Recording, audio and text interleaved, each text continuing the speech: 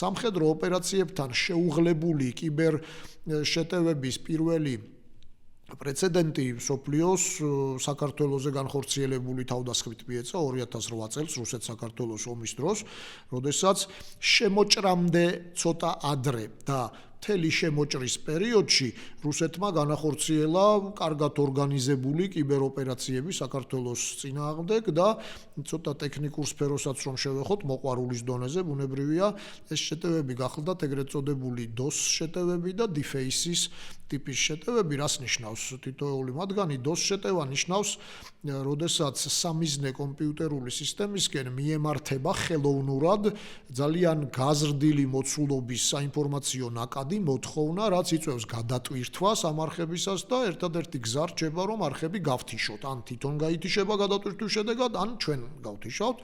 Deface ნიშნავს ვიზუალის შეცვლას, გვერდის ვიზუალის შეცვლას, ვებგვერდის ვიზუალის შეცვლას, ჩვენთვის სასურველი ვიზუალით, მაგალითად, თუ კი რომელიმე სამინისტროს საიტს შევცვლით და მასზე გამოვაქვეყნებთ, ხშირად იყენებენ ჩვენთვის სასურველი მესიჯების გასავრცელებლად. იქნება ეს შემაშინებელი, დამთრგუნველი თუ შეურაცხმყოფელი აბუჩათამგდები სხვადასხვა სახის.